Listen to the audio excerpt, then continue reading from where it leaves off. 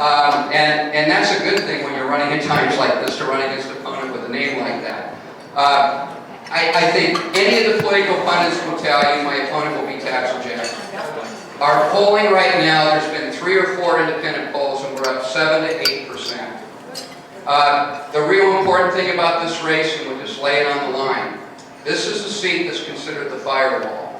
The firewall to whether the Democrats get a supermajority in the Senate. If I'm your senator this time next year, they don't get it. And that's the ultimate irony. If the Democrats get the supermajority with Hannibal Jackson, the fact that they did it with Taxel Jackson is a really scary thing for the state of California. And I can tell you this right now, we're up to the polls. Anybody that knows me knows that I work my tail off, and I'm going to work my tail off. And if I do what I can as a candidate, if you do what you can as a supporter of me as a candidate, we're going to win this thing in November. And so on the way out, grab one of my endorser slips, go on my website, Stoker for Senate, get on my email list, email me at mikestoker@aol.com, because this is Team Stoker. We're going to do this together. I can't do it by myself, but with you, we're going to win it. And I can't wait on election night to be up there saying thank you for sending me to Sacramento as a senator, along with sending Tony Strickland to Washington as a congressman. Thank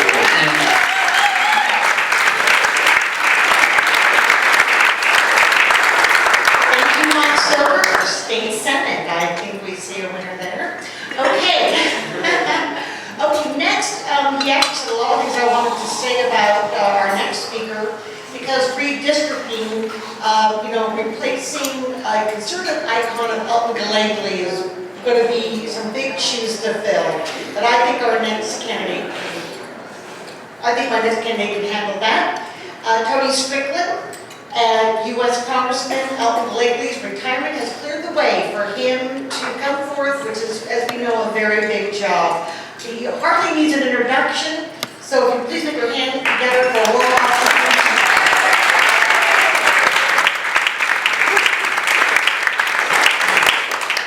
If I could just open by saying, I think we owe Congressman Gallegly a debt of gratitude. He's served with distinction in Washington. I wish him and Janice nothing but the very best, but let's give Congressman Gallegly a big round of applause. And as Mike Stoker said, I am a team player, and I am so enthusiastically supporting Mike Stoker. I'm so happy he decided to run. I can tell you, the last thing you want is Taxel Jackson up in Sacramento. And as Mike said, this is the linchpin of us. And I can tell you firsthand, I just got back from Sacramento. It's tough up there. And a lot of times, I live one exit from the Reagan Library, I get frustrated, I go up to the Reagan Library, get re-inspired. Yeah. But you have to do the fight. You have to keep fighting day in and day out. And the numbers, it's no longer good enough to elect someone that's just a good vote. You have to elect leaders who are fighters. And I know Mike Stoker, and we would be very lucky and fortunate not only to get rid of Taxel Jackson once and for all, to elect someone with the kind of background that Mike Stoker has. Let's give him another round of applause.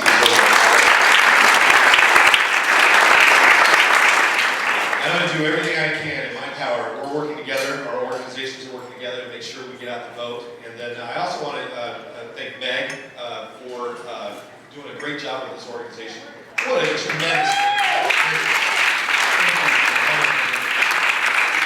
This is remarkable that we're all here on a Friday night. What a great turnout. And I also want to put a shout out to one of my very, very good friends for now over 25 years. I know it doesn't seem like I'm that old, but Mike Osborne and I have been friends that long. And we're turning the tide when it comes to voter registration. A lot of your hard work here, but it takes leadership and organization. And Mike Osborne did a remarkable job as the chairman of the Strickland Republican Party. Let's give him a round of applause. Thank you. Now, the reason why you're all here tonight, let me back up. A lot of times when you run for office, people, they talk about the different issues, but I think one of the things that I want to leave with all of you is the best way you can understand what someone's going to do is kind of understand who they are and how they're brought up. Like everybody knows my mom. She did an incredible job raising me. I I am so very fortunate to have two of the best parents, supportive parents, and no matter how far I go, I owe all the debt of gratitude to the wonderful parents and support they've given me. And let's give my mom a round. And then I was fortunate enough, or some people, my friends used to say, it wasn't fortunate, but my hero of my life is my dad. My dad is Sergeant First Class Don Strickland. You see, my dad served in Korea and Vietnam. And when he got injured in Vietnam, he went down to Fort Ord and was a drill sergeant. Now, I know all of you can imagine what it was like growing up as a kid with your dad as a drill sergeant. Every minute I was late, I was granted a week. Never got time off for good behavior. On top of that, my friends used to call my home Strickland. Actually, a lot of my friends were actually scared of my dad. In fact, sometimes I'm still scared of my dad. But the biggest lesson I learned from my father is it's up to every generation to leave your city, state, and nation in a better spot than what you found. That's why you're here tonight, right? I mean, that's why we're active, and that's why we do what we do. It's because we want to make a difference. And every morning when I see my kids, my beautiful kids, Ruby Ruth is my daughter, she's 6 years old. And my boy Tiny Tony is what we call him. He's 4. My hope is that my kids grow up in America that I grew up in. And I would say that this is the first time in American history that it's in question. Are we going to leave this country in a better spot than we found? And it really takes leadership. And I know you hear this every 2 years. Every 2 years you hear this is the most important election of our lifetime. But I believe this one is. Because you look at what, the talk about the union organization, what Obama's doing now these days is he's going around the Constitution, going around Congress. He's getting these agencies to wreak havoc on entrepreneurs and small business people across the country. And when you look, Neil, I stand with Congressman Buck McKeon. Buck McKeon is a very close friend of mine, Chair of Armed Services. Right now, if you see what's going on in terms of, I think the most essential role of government is public safety and national security. And when you see what Obama's doing right now in terms of national defense, is unbelievable. Neil touched upon the BRAC, which I can get to later, but just look at what's going on right now with the Obama administration. 20% of our budget, our federal budget, is defense. 50% of the cuts are in defense that Obama's proposing. And at a time where what's going on in Iran, what's going on in North Korea, the Arab Spring, now's not a time to downsize that magnitude. Even Leon Panetta, the defense secretary, Obama's own defense secretary, says these cuts are way too deep to preserve national security. See, I believe in Ronald Reagan's axiom that we have peace through strength. And that peace through strength is not only militarily, but it's economically. And what we're doing right now is we're choking the American economy. Right now, we have the highest corporate tax in the world. And American corporations who invest and have different plants across and invest across overseas in China, Japan, Europe, and they want to bring that money back to the United States. Our country punishes them by a 35% tax. So what happens is they don't bring that money back here and they reinvest in those countries. You want a true stimulus plan? You cut that 35% tax. All of a sudden we have over $1.2 trillion that will come back here into the United States and create those jobs. Right. Absolutely. And that's what we need to do. We need to get people back to work. And also in terms of our energy policy, we have no energy policy. And I think it's crazy what's going on in Washington today. Think about this. We're funding both ends of a war. We have over billions of dollars that we're sending to countries that don't like us, that fund terrorist networks, that now we have to defend against. When we have the natural resources right here at home, we need to be energy independent. I believe that's a national security issue, and that's an economic jobs issue. And when you see what happened with President Obama and the Keystone Pipeline, look how many jobs that would have created. I think we need to invest in renewables and natural gas, oil. We need to do whatever we can to be energy independent, because that is truly a national security issue. And then lastly, what's going on in the campaign right now, Nancy Pelosi, her fight to become speaker is going to be done in 3 states.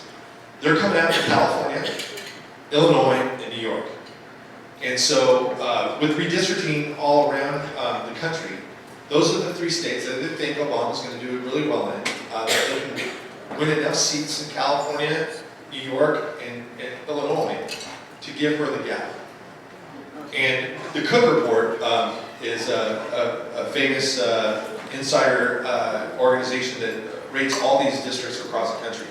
This district here at home is the #1 target race in California, and it's also one of 15 what they call toss-up districts in the country. And the good news for us is we were able to be the only Republican running. And then I represent this entire district in the state Senate and the state assembly. We have over 90% name ID, over 44% favorable name ID.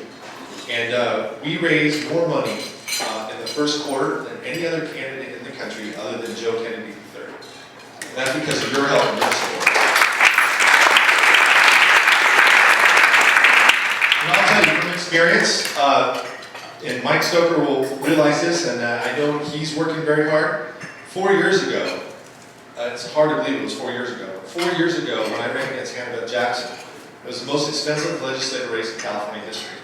Over $12.5 million was spent, and we won by less than 1 vote per precinct. And you remember how close that was? We didn't find out we won until Thanksgiving.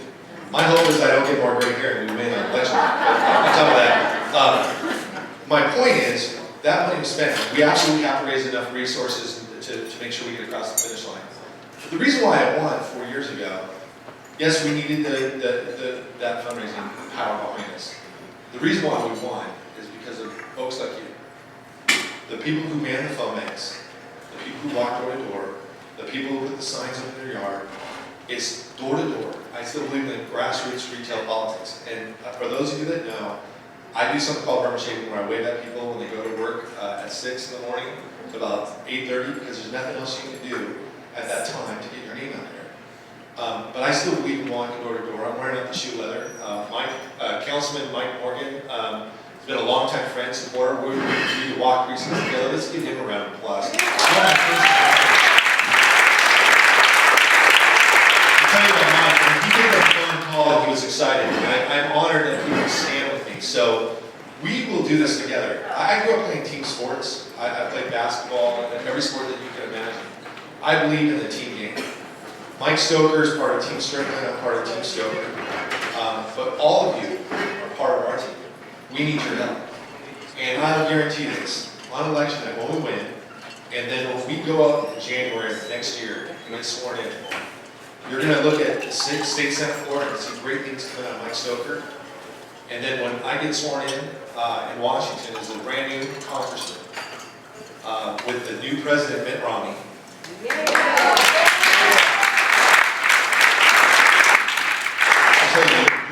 trust me, I've worked with so many candidates, and we're doing great things and changing this country.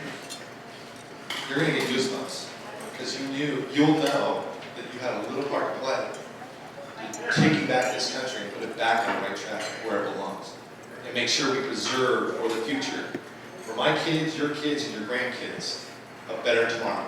So thank you so much for having me here today.